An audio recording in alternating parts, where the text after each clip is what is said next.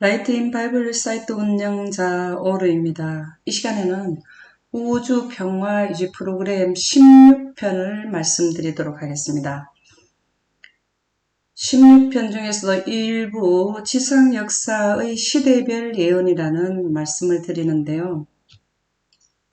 인류의 역사는 그 시대마다 하나님께서 주셨는 예언이 있습니다.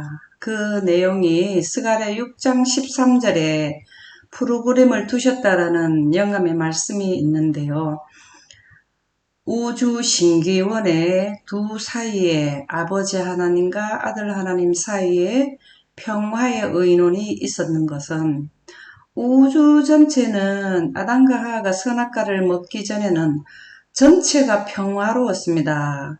영원히 존재하는 조건이 하나도 잘못된 지역이 없었는데요. 선악과를 먹고 난 뒤에 지구에는 영원히 무너지게 되었습니다. 이 지구만큼만. 그래서 하나님께서 우주 신기원에 지구가 창조되기 이전에 그분들은 이 현상을 먼저 보시게 되었습니다. 보시게 된 것은 아버지 하나님과 아들 하나님은 영원에 가는 생명의 빛을 생성하시는 분이기 때문에 하나님의 빛의 속도를 갖게 되면은 과거와 미래, 현재가 총망라되기 때문에 보실 수가 있었습니다. 그러한 상황이 평화가 끼어진 지역이 발생된 것을 보시고 이 지구에 다시 평화를 회복하는 의논을 하신 것이 우주 신기원의 평화의 의논을 하셨습니다. 그래서 이 의논은 우주 전체에 하나의 오점이 발생된 것을 회복하는 것도 있고 지구의 아담과 하와와 그 후손들이 다시 영혼에 들어갈 수 있는 하나의 제도를 두시는 것이 바로 평화의 의논의 내용이 되겠습니다. 좀 더 자세히 설명해 두신 영감의 말씀 부좌선자 63쪽에 보면 잃어버린 세계의 인말하가 지구에 하나님의 영혼에 가는 환경에서 하나님의 빛이 선악과를 먹으면서 물러나게 됐을 때 영생을 상실해 버렸습니다. 그래서 이 지구에는 영생을 잃어버린 세계가 되었는데 거기에 임할하는 여기에 태어난 모든 인류는 다 사형, 죽음에 가게 된다는 것입니다. 그래서 그분 앞에 이것이 떠오를 때 그분의 마음은 무한한 동정심으로 감동되었다. 여기 영멸로 가는 자들을 도와서 영생에 가게 해야 되겠다라는 마음이 생겼다라는 것입니다.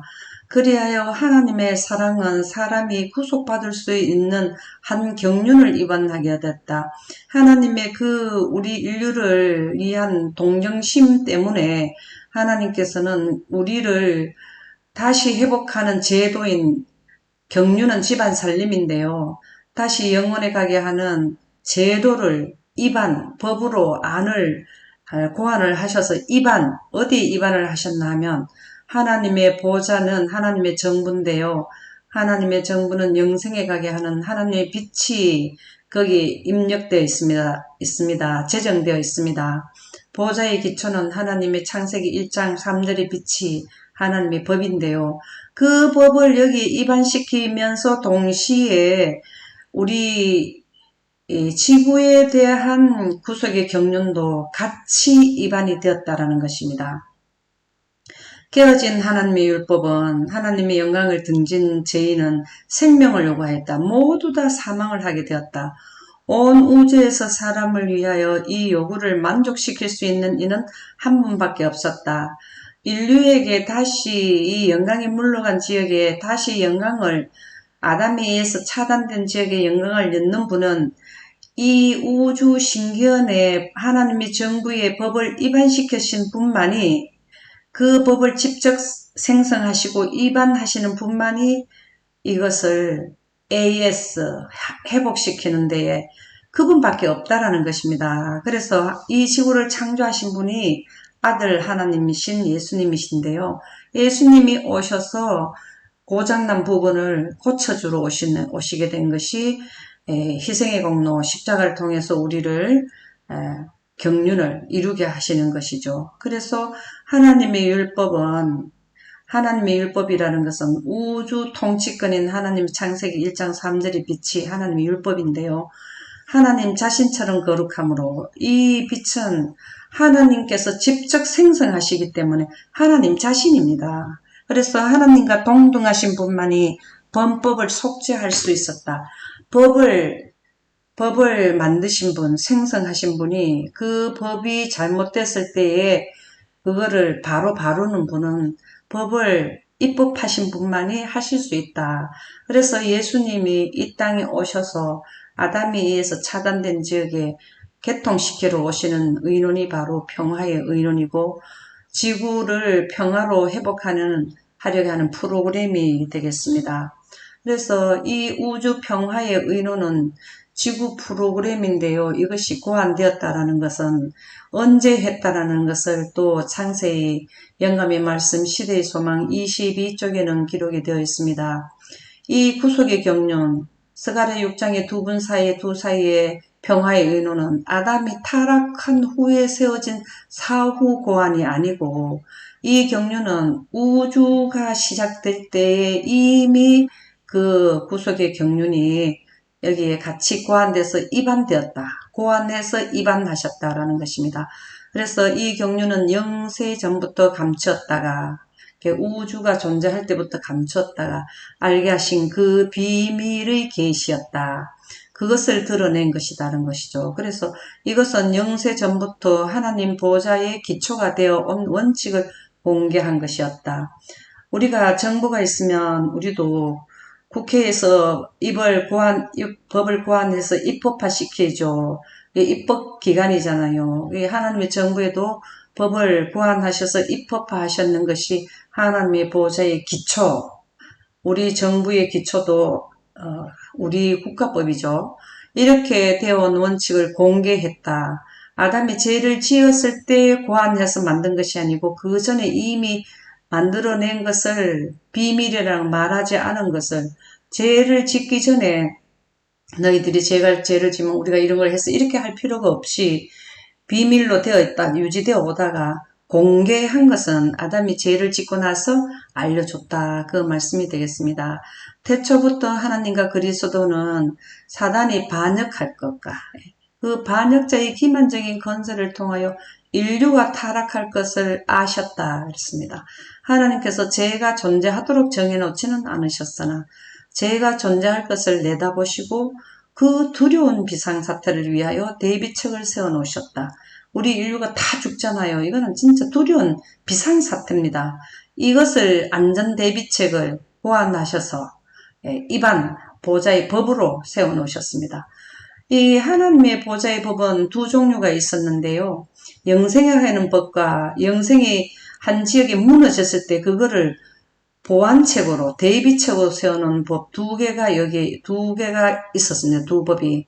그래서 선만 아는 하나님의 빛과 악을 알게 된 지역에 하나님의 영광이 다시 개통되는 제도를 두셨는 두 선악을 알게 하는 그 법의 본질이 하나님의 보좌의 기초에 이미 놓여져 있었던 것입니다.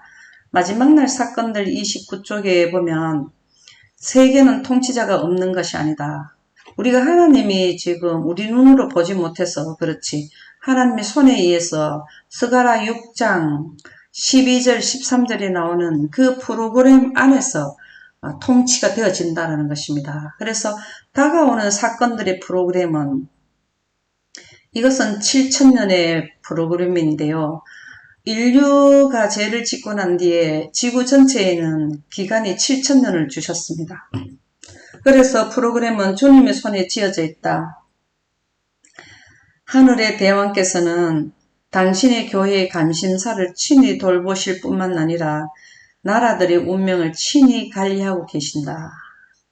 우리는 그냥 정부고 세계가 이래 돌아가는 게 그냥 가는 것 같지만 사실은 이미 우주 신기원에 세워놓는 그 프로그램에 의해서 가고 있다라는 내용이 되겠습니다. 그래서 이 우주 평화 스가랴 6장 13절에 두 사이의 의논은 사실은 지구를 영원에서 인생으로 갖는 지구를 다시 회복한다라는 그 프로그램이 바로 평화의 의논의 프로그램이 되겠는데요. 이 하나님의 법과 또 법을 어겼을 때 안전대비책으로 준 구속의 경륜의 법은 평화의 의논의 이 법은 죄를 짓는 지역이 나오지 않으면은 이거는 가동될 일이 없습니다. 그러나 지구가 창세기 2장 17절에 보면 죄를 짓는 지역으로 나오게 되었습니다. 이것이 선악을 알게 하는 나무의 열매는 먹지 말라.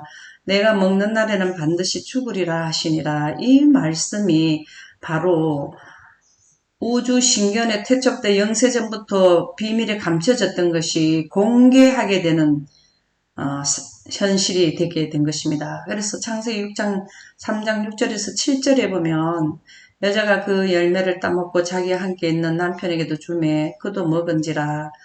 이에 그들의 눈이 밝아져 자기들이 벗은 줄을 알고 빛으로 옷을 입고 있다가 빛의 옷을 그들은 선악과를 먹은 것은 하나님의 보호자에 있는 이 빛을 안 받겠다라는 것이 바로 선악과를 먹는 것입니다. 그것을 먹고 나면 하나님의 빛이 물러가면 태양빛이 비치는 지역에 살게 되는데요. 그러면 우리와 같이 살다가 죽게 되는 일이 벌어지게 된 것입니다. 이것은 바로 이때 아담이 선악과를 먹었을 때에 우주 신견에 하나님의 보호자의 기초가 되어 있던 하나님의 안전대비책이 이제 그것이 비밀에서 공개가 되어는 시점이 된 것입니다. 그래서 선악과를 먹기 전에는 원래는 무한대 영원에 가는 영생의 환경이었으나 선악과를 먹고 난 뒤에는 평화의 의논에서 지구의 시간은 7천년으로 정해지게 된 것입니다.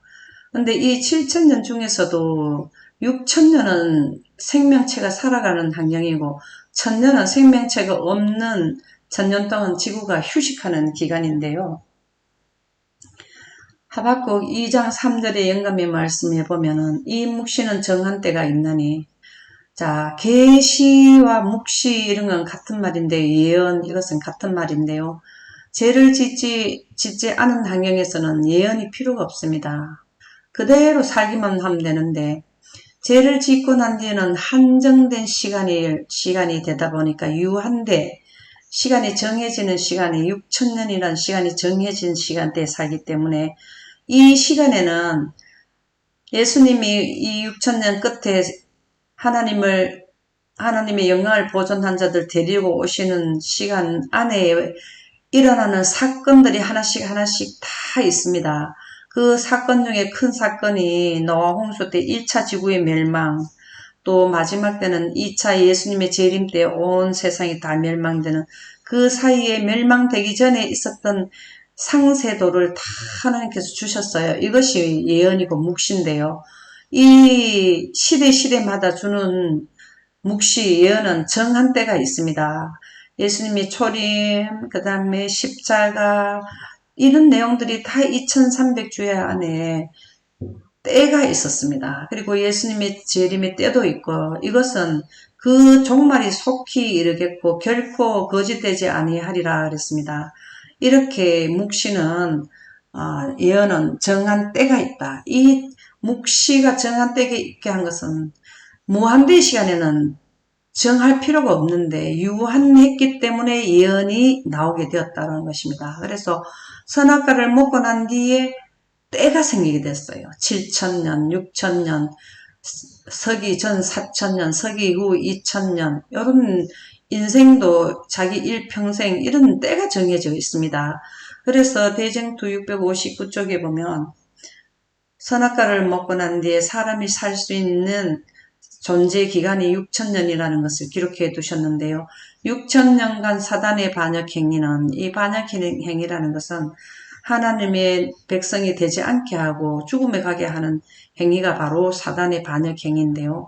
사단은 하늘에서 하나님을 반역한 것은 영원에 가는 하나님의 빛을 하나님의 보호자의 빛을 반역했기 때문에 사단이 되었습니다. 그래서 땅을 진동시켰다. 그는 세계를 항목케 하며 성읍을 파괴하며 사로잡힌 자를 그 집으로 놓아 보내지 않았다. 그는 6천년간 하나님의 백성들을 그의 감옥에 가두어 두었다. 이 말씀은 인생은 태어나고 또 죽고 태어나고 죽고 이 사단에 의해서 영혼에 갔던 것이 유한데 인생의 환경이 되었기 때문에 계속 여기는 죽는 환경 감옥이 되는 것입니다. 그래서 사단은 그들을 영원히 가두어 두고자 하였으나 그리스도께서 그의 속박을 깨뜨리시고 갇힌 자들을 자유롭게 놓아주셨다. 사단은 모든 인생을 다 죽게 했는데 하나님께서는 다시 영원에 가는 원리를 스가랴 6장 13절에 계획을 하셨어요. 그것이 평화의 의논인데 7천년 끝에는 이 지구를 다시 무한대로 돌이키겠다 하는 것이 예수님께서 속박을 깨뜨리시고 갇힌 자를 자유롭게 놓아주시는 구속의 경륜, 구속의 제도, 희생의 공로, 십자가를 통해서 우리에게 해 주신다는 것입니다. 그래서 예수님은 유한대의 인생을 무한대로 돌이키시기 위해서 이 땅에 오셨고 유한대를 만들게 한 것은 사단에 의해서 만들어졌는데 여기에는 한계, 시간이 무한대가 아니고 유한대인데 여기에서 예수님께서 예언을 그때 그 인류의 역사에 각 시대별로 예언을 주셨다라는 것입니다. 그래서 아담에게 첫 번째 이 평화의 의논에 대한 것을 내용을 설명해 주셨습니다. 영감의 말씀 부조화 선지자 63쪽에 보면 그리스도께서 죄인을 위하여 아버지 앞에서 간청하시는 동안 하늘 천사들은 말로 표현할 수 없는 큰 가심을 가지고 그 결과를 기다리고 있었다. 예수님께서 이제 아담과 하와가 죄를 지었기 때문에 이제는 우주 신기원에 계획했던 두 사이에 계획했던 것을 실행에 옮길 때가 되었습니다 하고 그렇게 실천에 옮기겠습니다. 그것을 아담과 하와에게 가서 알려주겠습니다 하는 내용을 두 분 사이에 또 평화의 의논을 또 실행에 대해서 말씀을 의논을 하고 있었습니다. 타락한 인류를 위한 신비스러운 의논, 평화의 의논은 오래 계속되었다. 이 문제를 놓고 심사숙고하는 시간이 있었다는 것입니다. 구속의 경륜은 지구의 창조 전에 이미 세워졌었다. 아담과 하와가 선악과를 먹고 난 뒤에 아주 오랫동안 진지하게 우리가 의논은 했고 설계는 했지만 실행에 가동이 시작되어야 하는 시점이 왔기 때문에 더욱더 그 평화의 의논을 굳건히 하고 약속을 서로 두 사이 약속을 굳게 지키는 내용을 의논을 하셨다라는 것입니다. 더욱더 자세하게 부조화 선지자 65쪽에서 6쪽에 보면 사람에게 주어진 구속에 관한 최초의 암시는 동산에서 사단에게 내린 선고 가운데서 통지되었다. 평화의 의논은 우주 신견의 지구가 창조되기 이전에 그 안전대비책을 여기 고안해서 입안시켰지만 이제 죄를 짓고 난 아담과 하와한테 그 사실을 너희들이 이제 영원히 죽지 않고 다시 너희들이 한 것을 내가 다 책임을 지고 다시 너와 아담과 하와 후손들이 다시 영원에 살게 할 수 있는 제도를 먼저 해놨으니까 염려하지 말라는 말씀을 와서 통지하셨어요. 통지. 아담과 하와가 벌거벗고 남은 그 무화과 잎사귀로 가리고 있을 때 오셔서 내가 너로 여자와 원수가 되게 하고 여자는 그 교회 하나님의 백성을 의미하는데 너의 후손도 여인의 후손과 원수가 되게 하려니 여자의 후손은 내 머리를 상하게 할 것이요. 그러니까 결국 예수님이 사단을 이긴다는 것이죠. 너는 그의 발꿈치를 상하게 할 것이니라. 이렇게 원수가 사단하고의 원수가 된다는 것을 알려주시고 우리의 첫 부모가 듣는 데서 선언된 이 성호는 그들에게 한 약속이었다. 언약을 체결하셨습니다. 이번에 한 번은 선악과를 먹어서 영생에서 인생으로 갔지만 한 번 더 기회를 줄게. 내가 너희들이 한 것을 책임지고 내가 너희들을 창조하지 않았느냐. 내가 창조한 자가 그 창조된 자 피조물이 한 것을 책임진다. 그렇게 해서 다시 십자가를 못 박혀서 이 지구에 하나님의 영광이 차단된 지게 영생에 가는 원칙을 다시 넣어줄 테니까 그렇게 하겠냐고 이렇게 했을 때 아담과 하와는 너무 감사합니다. 우리가 한번 실수했지만 다시는 그렇게 하지 않겠습니다 하는 두 쪽 하나님과 피조물 아담과 하와 사이에 약속이 바로 언약입니다. 언약을 하셨습니다. 그래서 평화의 언약을 이제 우주 신경에 있었던 사실을 선포해 주셨어요. 선고해 주셨습니다. 그래서 이렇게 아담과 하와는 예언을 통해서 예수님이 알려주신 예언을 알게 되었습니다. 그러나 아담의 후손들은 어떻게 이 7000년의 우주 프로그램을 이해하게끔 하나님께는 제도를 주셨나 하는 것을 살펴보도록 하겠습니다. 베드로 후서 1장 20에서 21절에 보면 먼저 알아야 할 것은 성경의 모든 예언은 사사로이 풀지 말라 했습니다. 어떻게 해야 되냐면 예언은 언제든지 사람의 뜻으로 낸 것이 아니기 때문에 오직 거룩한 분의 영의 감동하심을 받은 사람들이 하나님께 받아 말한 것입니다. 누가복음 1장 67절에도 보면 그 붙인 사가랴가 성령의 충만함을 받아 예언하여 이르되 하나님의 거룩한 분의 영이 바로 하나님의 그 우주 신기원의 하나님의 정부에 입안되어 있는 하나님의 법은 빛이요 하는 하나님의 빛인데 이 빛은 하나님께서 직접 생성해내시기 때문에 거룩한 분의 영이 되겠습니다. 그래서 하나님의 빛의 속도를 갖게 되면 과거와 미래와 현재가 함께 펼쳐지기 때문에 예언을 할 수 있게 됩니다. 그래서 예언을 할 수 있는 환경은 바로 성령의 감동함을 받아야 되는데 구름에 하나님의 빛을 넣는 영광 가운데 있을 때에 빛의 속도를 갖게 됩니다. 목사와 복음 교육자에게 보내는 권면 296쪽에 보면 그대는 라오디게아 기별을 분명하고도 똑똑한 말로 전파하기 위하여 지극히 겸손하게 하나님을 찾지 않으려는가? 라오디게아의 기별이 흰옷을 사서 입으라는 내용이 있죠. 바로 우주 통치권인 하나님의 보좌의 빛을 의미합니다.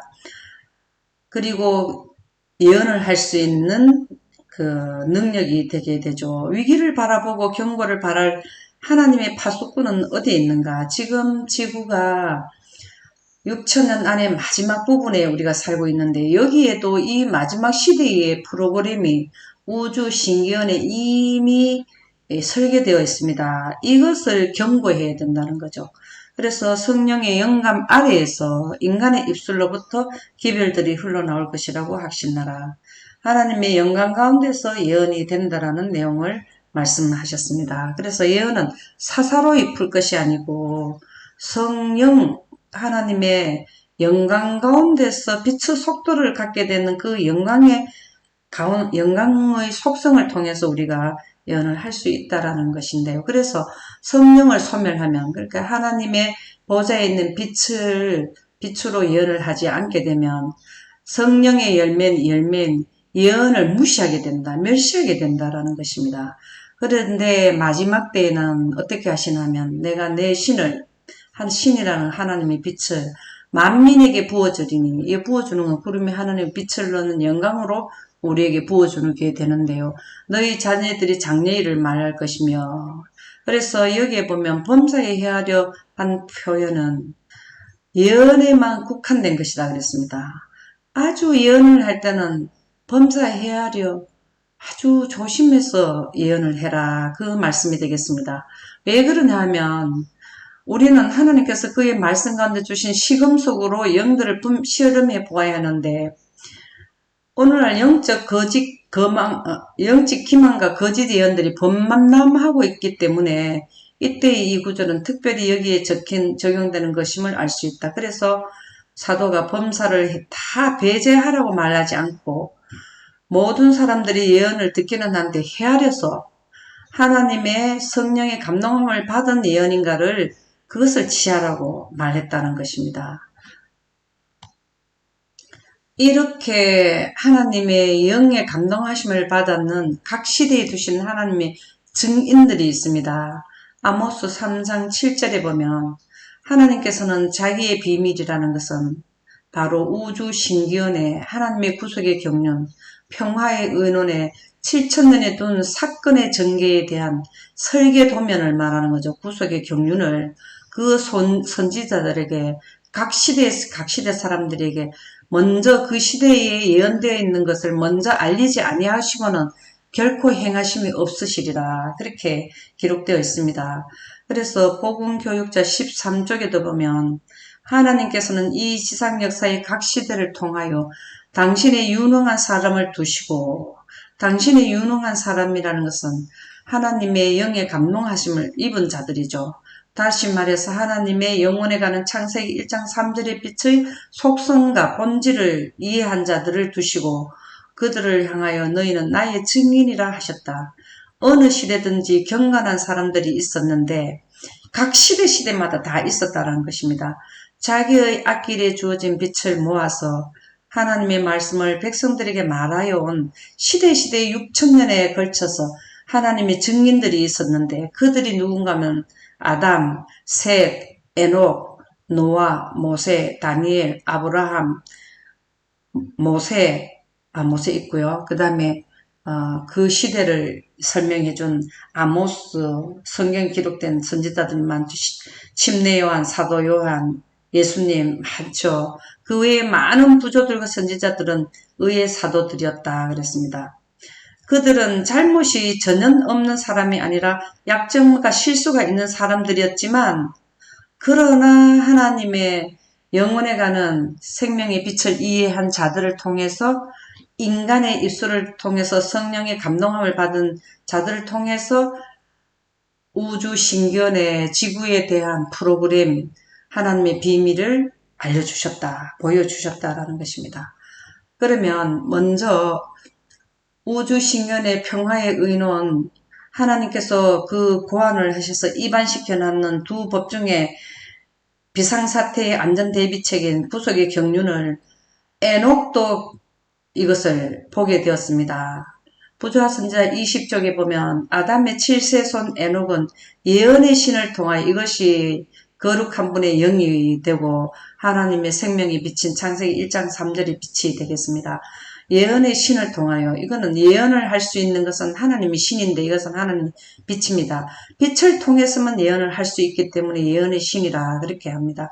건세와 영광으로 오시는 그리스도의 재림을 바라보고 이 에녹은 노아 홍수가 일어나기 1000년 전에 계셨던 존재하셨던 분입니다. 그런 분이 지금 6000년 끝에 오시는 재림을 먼저 바라보게 되었다는 것은 바로 예언을 과거와 미래와 현재를 다 미래를 현재처럼 볼 수 있는 하나님의 빛을 통해서 예수님의 재림 광경까지 다 보게 되었다는 것을 그것을 보고 기록한 것이 보라. 주께서 그 수많은 거룩한 자와 함께 임하신다고 부르짖었다. 오직 성령의 감동하심을 입은 사람들이 하나님께 받아 말한 것이 바로 예언이고 이 예언은 스가랴 6장 13절에 나오는 두 분 사이에 안전대비책 지구가 영생에서 인생의 환경으로 바뀌었을 때 다시 영생을 돌리는 6천년에 해당되는 프로그램이 바로 예언의 신 하나님의 빛을 통해서 하나님께 받아서 말을 하게 되는 것이 바로 예언입니다. 그렇게 기록한 것이 지금 신구약이 되겠는데요. 부조화 선지자 85쪽에 보면 에녹은 학고 부동하고 고도로 세련된 마음의 소유자였으며 지식이 많은 사람이었다. 이 지식은 하나님을 아는 지식이 많은 사람이었습니다. 그는 하나님께 특별한 계시를 받는 하나님께 특별히 계시를 받는 것은 영광이라는 것입니다. 영광 가운데서 구름에 하나님의 빛이 있는 이 영광이 에녹을 둘렀을 때에 그 하나님의 빛의 속도를 갖게 돼서 미래를 현재를 보듯이 보게 되었습니다. 그래서 우리 지구의 프로그램 6천년 7천년에 되는 설계를 쫙 시공간을 보게 되었습니다. 그래서 하나님의 위대하심과 완전하심을 항상 느끼면서 하나님과 끊임없이 교제함으로 가장 겸손한 사람들 가운데 하나가 되었다. 에녹은 우주 평화 유지 프로그램을 시공간을 통해서 현실로 보게 된 분이 바로 에녹이 되겠습니다. 그래서 예언을 하게 되었고요. 노아도 마찬가지입니다. 노아는 지구 1차 멸망 계획을 하나님께서는 다 보여주셨어요. 그래서 그것을 120년 동안 에녹처럼 미래의 시공간에 홍수가 아직 나기 전 120년 전에 이 계시를 받고 그 강력을 물로 홍수로 멸망되는 것을 다 직접 보셨어요. 그래서 건축을 하게 된 것이 바로 그런 내용입니다. 영감의 말씀 부자 선지자 92쪽에 보면 하나님은 설계자이시고 설계 도면을 먼저 보여주시고 노아는 그 사실을 홍수로 멸망되는 것을 먼저 봤기 때문에 비가 오지 않은 상태에서도 건축을 하게 된 것이죠. 근데 이분은 노아는 홍수 첫 번째 경고는 에녹이 1000년 뒤에 물로 멸망될 것을 예언했는데요. 2차는 120년 동안 있으면 진짜 물로 멸망이 됩니다. 라고 두 번째 강력하게 시기기별을 전한 분이 노아예요. 부자 선지자 94쪽 영감의 말씀에는 홍수 120년 전에 주께서 거룩한 천사를 통하여 노아에게 그분의 계획을 나타내시고 방주를 짓도록 지시하셨다. 방주를 짓는 동안 그는 하나님께서 세상에 홍수를 내리셔서 악인들을 멸하실 것이라는 기별을 전파하기로 되어 있었다. 천사들의 도움도 받고 실질적으로 이분은 그 광경을 계시로 보게 된 것이죠. 모세도 마찬가지입니다. 모세의 그 예언받는 광경, 미래를 봐야 예언을 하잖아요. 그래서 예언은 영광 가운데서 예언을 하게 되는데, 가려 뽑은 기별 1권 231에서 이쪽에 보면, 모세의 얼굴에 비친 영광은 그리스도께서 인류를 위하여 주시려고 이 세상에 오신 그 빛을 반사하는 영광이었다. 아담이 죄짓기 전에 이 땅에 비쳤던 그 영광이 창세기 1장 3절에 비치고 우주 신경에 하나님의 보좌에 있는 빛인데요. 그 빛이 모세의 얼굴에 비치게 되었을 때에 이분은 뭘 했냐면 예언을 하게 되었습니다. 그 얼굴에 빛이 났다라는 것은 그 빛의 속도를, 본질, 속성을 가졌다라는 것인데요. 하나님의 빛은 과거를, 현재를 보듯이 시공간을 다 볼 수 있게 해주는 것이 하나님의 빛입니다. 그래서 모세가 하나님과 함께 산 위에 있을 때 이것은 십계명을 받을 때 옹기적 명기 같은 신의 산에 들어가게 되었죠. 아담의 타락을 비롯한 그러니까는 과거죠. 과거. 구속의 경륜이 가장 강력한 영상으로 예수님이 십자가에 못 박히고 초림하시고 십자가 못 박히시고 재림하시는 이 강령을 영상으로 미래를 우리가 비디오 보듯이 현실적으로 다 보게 되었다는 것입니다. 이것이 영광 가운데서 계시를 받고 예언이 나오게 되어 있습니다. 그때의 모세는 이스라엘 백성의 여행을 지휘하신 바로 그 천사가 육체로 나타나야 할 것을 알게 되었다. 출애굽해서 불기둥으로 인도한 그 하나님은 바로 초림하시고 십자가에 못 박히시는 예수님이라는 것을 알게 되었다라는 것입니다. 그래서 강력한 영상, 우리도 미래의 강력한 영상으로 미래를 줌으로 당겨서 보듯이 볼 수 있는 것이 우리에게 아직 미래 시간에 남아있는 늦은 비 성령을 받게 될 때가 됩니다. 그래서 또한 아브라함도 지구 표지판을 보게 된 것입니다. 이 지구 표지판은 7천년의 그 기간 안에 일어나는 모든 사건, 인류의 역사의 시대별 사건이 기록되어 있는 것인데요. 다시 말해서 아담에게 보여주신 지구의 평화에 의한 안전대비책, 구속의 경륜, 7천년에 해당되는 사건들을 그들에게 아브라함에게도 보여주셨어요.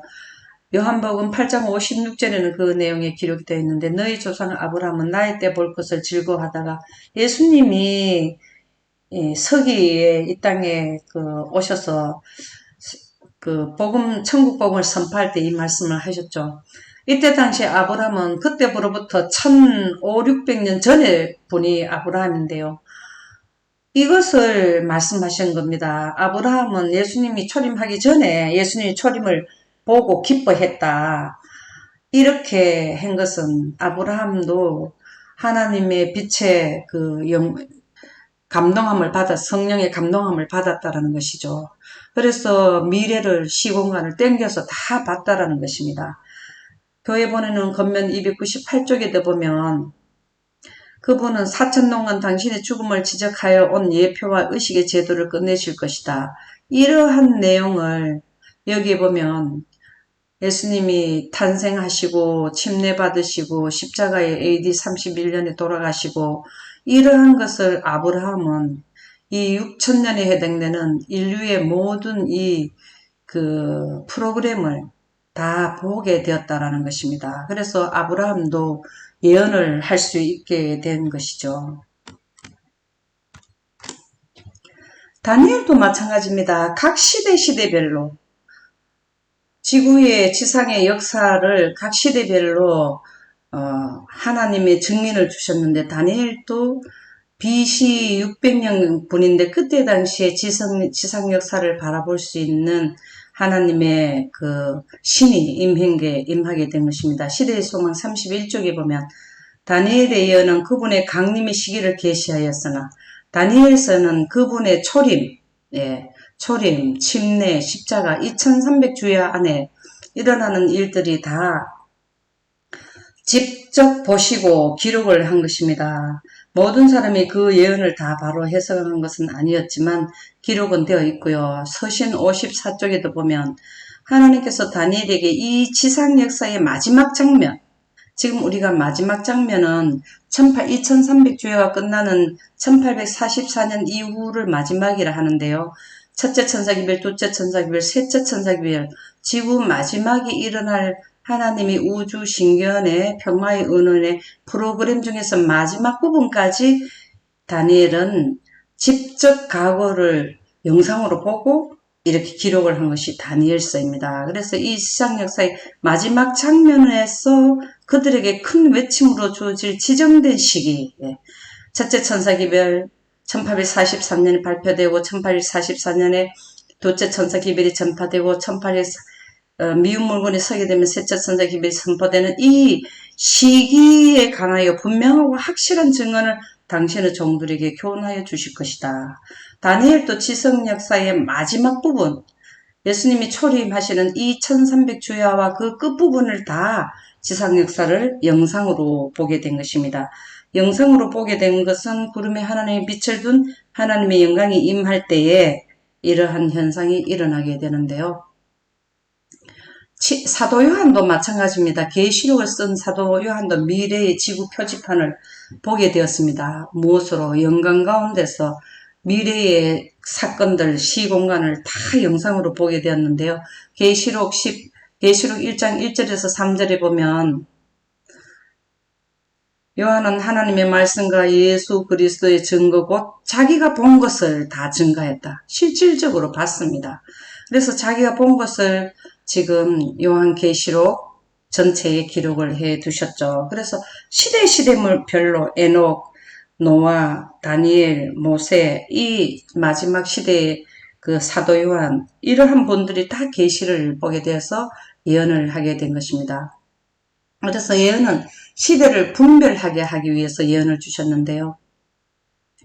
우리가 천기는 분별할 줄 알면서 예수님이 오시는 이 시대적으로 표적, 어떤 일이 일어나면 그 다음에 사건이 발생된다는 2300주야 안에 있는, 다시 말해서 6000년 안에 있는 하나님의 지구 대프로그램을 분별해야 된다라는 말입니다. 이 말씀은 바로 예언을 해야 된다라는 말씀이 되겠습니다. 우리가 더 확실한 예언이 있어 어두운 데를 비추는 등불 같으니, 예언은 우리가 앞으로 미래 사건은 미래 시간을 모르는데 먼저 보여줘서 우리가 살아가는 데에 넘어지지 않게 하는 그 등불이 된다 그랬습니다. 그래서 우리는 예언을 꼭 해야 된다라는 것을 기록해 주셨고요. 그래서 인류는 지구 표지를 연구를 해라 그랬습니다. 왜 그러하면 우리 미래 시간에는 우리는 모르지만 미리 우주 대프로그램 안에 있는 것을 성령과 예언의 시내는 이것을 안내해 주셨어요. 그래서 살아남는 이들 19쪽에 보면 그가 사람을 영원한 안전에 이르게 하기 위해 하기 전에, 영원한 안전에 이른다는 영생에 가게 하기 전에 그의 충성을 시험하기 위하여 시험의 시간을 주실 것이다. 인류의 그 영원에 가게 가느냐 못 가느냐는 그것은 6천년 기간이 인류가 선택하는 전체 지구 시간이고요. 개인으로 볼 때는 자기의 일생 안에 바로 뭘 이해를 해야 되나 하면 영원에 가는 원리를 이해해야 된다는 것입니다. 무엇을 통해서? 예언을 통해서. 그리고 마지막 날 사건들 14쪽에 보면 우리가 살고 있는 이 시대를 알려주는 커다란 도로 표지들을 연구해야 된다. 전체적인 거는 7천년이지만 1000년은 휴식기간이고 6천년은 인류가 사는 인생의 시간인데 이 시간 안에 어떤 일들이 일어나는지 거대한 도로 표지판을 이해해야 된다. 첫 번째 멸망은 한번 과거에 되었고요. 이제 2300주야도 끝이 1844년에 됐으면 우리는 이 마지막 부분에 대해서 도로 표지판을 연구를 아주 열심히 해야 되지 않습니까? 그래서 예언을 연구해라는 말이 바로 마지막 날 사건들 14쪽에 기록이 되었습니다. 예언을 하게 되면 심판을 면하게 되는데요. 마지막 날 사건들 13쪽에 보면 하나님께서는 항상 다가오는 심판에 대해 사람들에게 경고해 주셨는데 왜 경고하게 그렇게 우리에게 주셨나 하면은 저희 시대에 주신 하나님의 기별에 대한 믿음을 가지고 하나님의 계명을 순종하는 중에 믿음을 행한 자들은 불순종하고 불신하는 자들에게 내린 심판을 면하게 된다.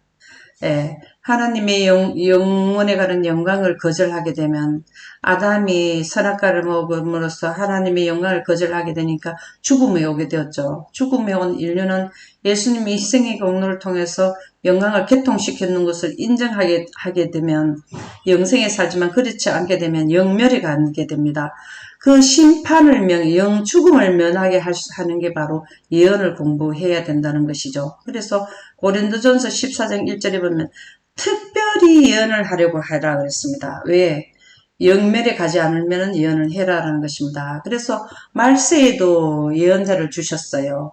지구의 마지막 끝에도. 그래서 우리 앞에는 예언으로 미래가 분명히 펼쳐져 있다 그랬습니다. 그래서 은혜의 시기의 끝과 지구의 인류의 은혜의 시기 끝이 6천년 되면 끝난다라는 것을 펼쳐져 있다라는 것입니다. 사도행전 1장 16절에서 18절에 보면 말세에도 내가 내 영을 모든 육체에 부어주리니 원하는 자에게 부어주죠. 너희의 자녀들은 예언할 것이요. 그랬죠. 그때 내가 내 영을 내 남종과 여종에 부어주리니 그들이 예언할 것이다. 이것은 늦은 비 성령을 말하는데요. 늦은 비 성령을 받게 되면은 미래의 시공간을 우리가 눈으로 다 확인을 하게 되는 것입니다. 그렇게 미래의 시공간 늦은 비 받은 자들을 성경에는 누구로 지칭을 하셨냐면 14만 4천인으로 표상해 주셨어요. 계시록 14장 3절에서 5절에 보면 땅에서 속량함을 받은 14만 4천 밖에는 능히 이 노래를 배울 자가 없더라. 이분들은 하늘나라에 갔다라는 뜻이죠. 이분들은 바로 예언을 하는 분들이었어요. 이분들은 왜 예언을 하게 됐냐면 하나님 이외 영광이 그들에게 임했을 때에 빛의 속도를 갖게 되어서 미래의 시공간을 다 보게 되어서 사람들에게 알려주고 또 14만 4천인도 심판의 결과, 죽음의 결과를 당하지 않게 됐다는 내용입니다. 계시록 14장 6절에서 7절에 보면 이 예언을 시공간을 먼저 본 미래 시간을 본 14만 4천인들이 뭘 하나 하면 공중에 날아가면서 땅에 거하는 모든 민족과 종족과 방언과 백성에게 전할 영원한 복음이라는 것은 영광기별인데요. 영광은 구름에 하나님의 빛이 있는 것인데 우리가 생존할 수 있는 기본 원칙이 뭐냐면 기본 요소가 뭐냐면 물하고 빛하고 공기, 영양인데요. 여기에서 영원한 복음이라는 것은 하나님의 빛이 하나 더 있는 것을 의미합니다. 그래서 하나님의 빛을 더 원하면은 천국 복음이 되고 천국에 가서 살 수 있다는 복음을 14만 4천인들이 미래를 바라본 예언하는 자들이 전하는 내용이 되겠습니다. 그가 큰 음성으로 이르되 하나님을 두려워하며 그에게 영광을 돌리라. 영광을 돌리라는 것은 영생에 가는 빛을 구해서 다른 사람들에도 알려주라는 말인데요. 이는 그의 심판이 시간이 이르렀습니다. 이 영광 기별을 전하는 시간이 노아가 120년이라 하듯이 마지막 시대에도 시간이 정해져 있다라는 것이죠. 하늘과 땅과 바다와 물들의 근원을 만드신 이를 경배하라고 외치는 자들이 지구 세말 마지막 때의 선지자, 마지막 때의 하나님의 증인이 바로 14만 4천인이 되겠습니다. 그래서 이제 영원에 예수님이 오셔서 우리가 6천년이 끝나서 하늘로 올라가게 되면 얘네 예언을 할 필요가 없습니다. 왜냐하면 무한대에서는 이 유한대에서만 어떤 사건이 발생된다는 걸 알려주지 무한대는 이런 사건들이 영원히 가기만 하기 때문에 사건들이 발생하지를 않습니다. 죽음이 있고 질병이 오고 멸망이 오고 이런 것이 유한대 안에 6천년 안에서 발생되기 때문에 하늘나라 가면은 예언이 폐하게 되는데요. 그래서 원래 영원에 아담이 죄지기 전에는 예언이 비밀에 감춰져 있었고 선악과를 먹고 난 뒤에 이제는 가동을 시켜가지고 아담에게 알려주게 되었는데 다시 영혼이 회복되게 되면 이 예언은 이제 폐하게 됩니다. 그것이 부조화 선지자 26쪽 영감의 말씀에 나오는데요. 이것은 고린도전서 13장 8절에서는 다음과 같이 말로 설명하였다. 사랑은 언제까지든지 떨어지지 아니하나 즉 하늘의 은혜인 사랑은 영원히 존속할 것이요 인간의 미래에 있을 불멸의 상태에서는 최대의 영광이다. 그러나 사랑은 하나님의 사랑은 영광인데 영광으로 우리가 죽음에서 영원에 가기 때문에 최고의 은혜의 사랑이 바로 영광이 되겠습니다. 근데 영광인 하나님의 그 사랑은 하늘나라에서도 영원히 영광과 하나님의 사랑은 영원히 가지만 하늘나라에 가면 예언이 없어져 패해버립니다. 즉 예언이 그 이상 더 필요되지 아니할 때가 올 것이다. 영원에 가면은 예언이 필요하지 않아요. 이까지만 우리에게 프로그램이 있고 이 뒤에는 구속을 다 했기 때문에 구속에 관한 죄를 짓고 난 뒤에 안전대비책은 이것으로 끝나지 구속을 했는데 무슨 안전대비책의 구속의 경륜이 여기에서도 가동되겠습니까? 이제 피로치가 않게 될 때가 온 것은 하늘나라 가게 됐을 때입니다. 그래서 예언도 폐하고 즉 예언이 그 이상 더 필요되지 아니할 때가 올 것이라는 하늘나라 갈 때라는 것이고요. 교회를 돕는 자로서의 예언의 선물은 그 이상 쓰여지지 않을 것이다. 교회를 위해서도 이 예언은 교회에서 나가는데요. 그렇게 이제 안 해도 된다는 것입니다. 그래서 방언도 그치고 즉 방언의 선물은 더 이상 사용되지 않을 것이다. 우리가 지금 각 나라에 이렇게 다른 각 국가마다 말이 다 다른데 하늘나라 가면 동일어를 쓰게 되죠. 그래서 우리가 영원한 세계에서 받을 완전한 지식에 의하여 모두가 이게 불필요하게 되는 것입니다. 영생 가게 되면 방언도 예언도 폐하게 된다라는 말씀이 되겠습니다. 그래서 예언은 이 시간대에 사는 인류는 유한대에 사는 인류는 예언이 꼭 필요하고 영원에 가면 이것은 필요가 없게 된다는 것이기 때문에 우리는 아직 이 시간대 안에 사는 인류이기 때문에 우리 시대에 주어진 예언은 꼭 필수로 해야 된다는 말씀이 부조화 선지자 26쪽에 기록되었습니다. 지금까지는 지구 각 시대별로 하나님께서 예언을 주셨는데요. 16.2-편에는 그 시대적으로 준 예언의 상세도를 말씀드리도록 하겠습니다. 감사합니다.